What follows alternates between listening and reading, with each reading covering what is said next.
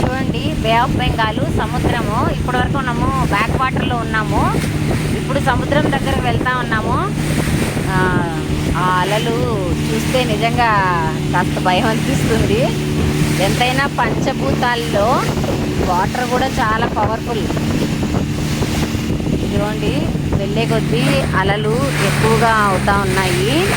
చూసారా వాటర్ ఎంత స్పీడ్గా కొట్టేస్తూ ఉందో. ఇక్కడ ఇది సముద్రం అనమాట. ఇప్పటి వరకు మనమైతే బ్యాక్ వాటర్లో ఉన్నాం. బ్యాక్ వాటర్, ఇది ఓషన్ అనమాట. బే ఆఫ్ బెంగాల్ అంటారు కదా.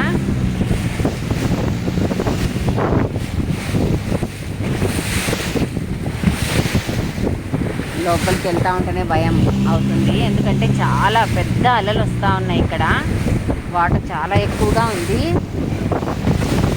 నిజంగా భయంగా ఉంది నాకైతే. ఇంకా వెనక్కి వెళ్తే బాగుంటుంది అనిపిస్తుంది. అన్న కూడా వెనక్కి తీసుకుంటా ఉన్నారు.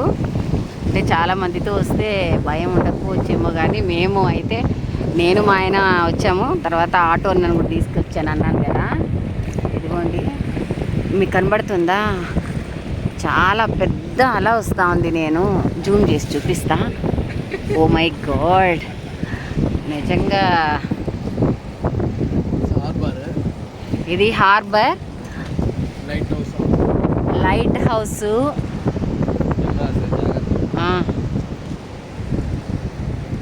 బాగుంది, భయంగా కూడా ఉంది. Wow, super super. చాలా పెద్ద పెద్ద అలలు. వాటర్ ఎంత బలంగా ఉంటుందో ఈ లోపలికి వచ్చినప్పుడే మనకు అర్థమవుతుంది.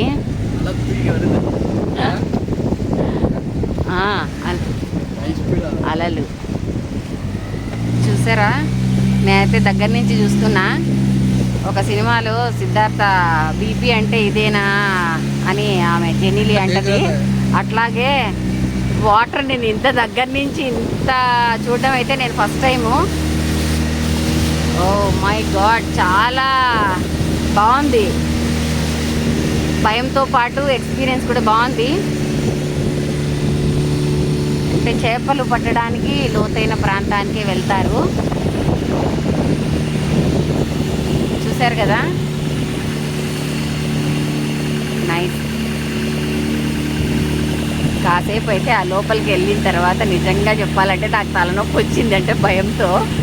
కానీ దేవుడు ఉన్నాడు కదా, మరి వాళ్ళు ప్రమాదంలోకి ఏం తీసుకెళ్ళారు మన వాళ్ళని. అయినా కూడా భయపడే వాళ్ళకి భయం అవుతుంది. బాగుంది, రియల్లీ గుడ్. దగ్గరకు వచ్చేసాం మనము. హార్బర్ బోట్స్ అయితే చాలా ఉన్నాయి అబ్బా. ముఖ్యంగా ఈ మన బస్ స్టాండ్లో సిటీ బస్సులు ఎలా ఉంటాయో అట్లాగా షిప్పులు మొత్తం చాలా ఉన్నాయి ఇక్కడ.